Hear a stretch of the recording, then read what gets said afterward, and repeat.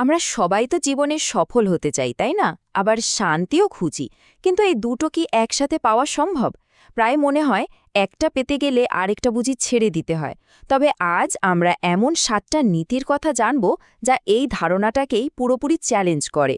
এগুলো হয়তো সচরাচর শোনা যায় না, কিন্তু এগুলো ভেতরের শান্তি বজায় রেখে সাফল্য অর্জনের একটা নতুন পথ দেখাতে পারে।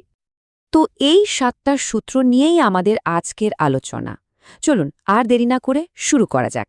দেখা যাক এই নিয়মগুলো আমাদের চিন্তাভাবনাকে কতটা বদলে দিতে পারে।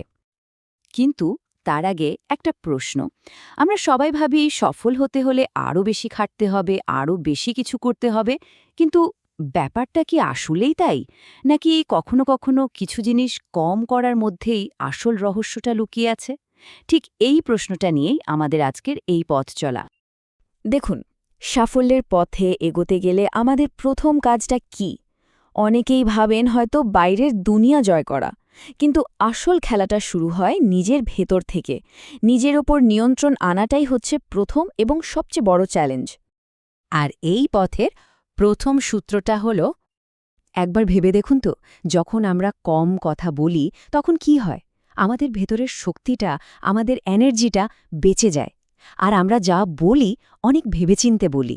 ফলে আমাদের কথার ওজন বাড়ে, গুরুত্ব বাড়ে। উল্টো দিকে অপ্রয়োজনীয় কথা কি করে?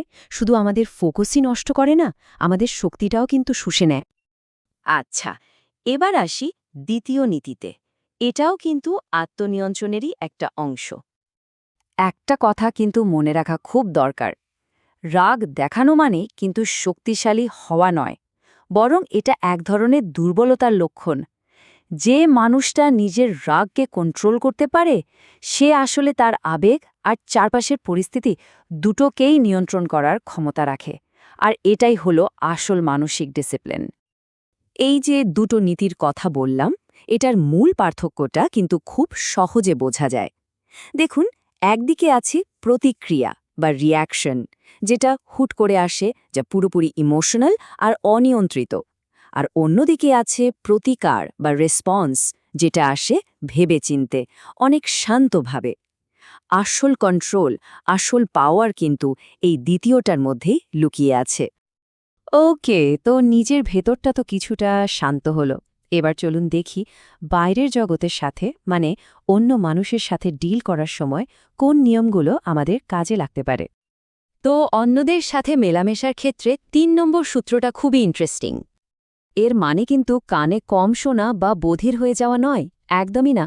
এর আসল মানে হলো যত নেগেটিভ কথা, গুজব বা অহেতুক সমালোচনা আছে, সেগুলোর থেকে নিজেকে একটু বাঁচিয়ে রাখা।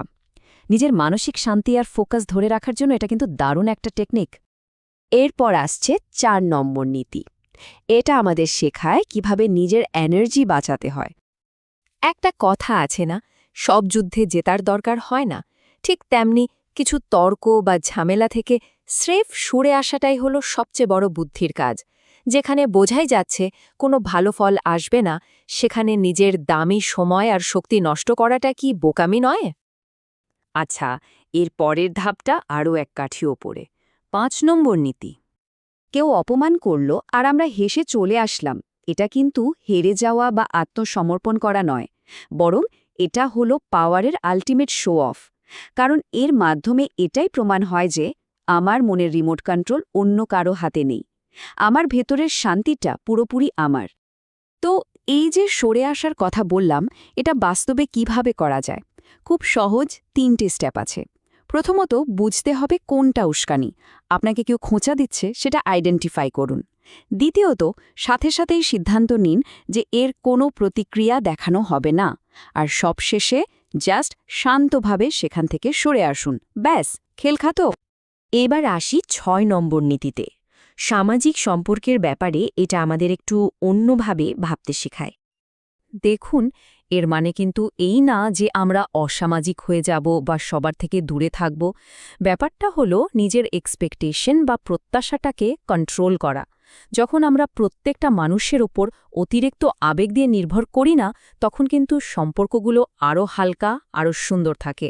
এটা আসলে মানসিক ভারসাম্য ধরে রাখার একটা দারুণ উপায়। আচ্ছা, আমরা কিন্তু প্রায় শেষের দিকে চলে এসেছি, আর এখন সময় সেই ফাইনাল নিয়মটা জানার, যেটা শুনলে হয়তো একটু অদ্ভুত লাগতে পারে, কিন্তু এর মানেটা অনেক অনেক গভীর। তো সেই ৭ নম্বর আর সম্ভবত সবচেয়ে পাওয়ারফুল নিয়মটা কি হতে পারে? ৭ নম্বর আর সবচেয়ে শক্তিশালী নিয়মটা হল, যত বোকা মানুষ হবেন ততই ভালো। কি শুনতে খুব অবাক লাগছে, তাই না? বোকা হওয়া ভালো, এটা আবার কেমন কথা? এর মানে কি বুদ্ধি কম থাকতে হবে? না, একদমই তা নয়। এইখানে বোকা হওয়ার মানে হল একটা অন্য লেভেলের জ্ঞান অর্জন করা। এটা সেই জ্ঞান যা আমাদের শেখায় কখন উস্কানিকে পাত্তা না দিতে হয়। এটা আমাদের অহংকারকে সরিয়ে রাখতে সাহায্য করে আর অপ্রয়োজনীয় সংঘাত এড়িয়ে চলে, নিজের ভেতরের শান্তিটাকে আগলে রাখে। সত্যি বলতে এটাই তো আসল স্মার্টনেস, তাই না? তো এই পুরো আলোচনার পর একটাই প্রশ্ন, জীবনে আরেকটু বেশি শান্তি আনতে আজ থেকে ঠিক কোন জিনিসটা ছেড়ে দেওয়া যায়? এই উত্তরটা যার যার নিজের কাছেই।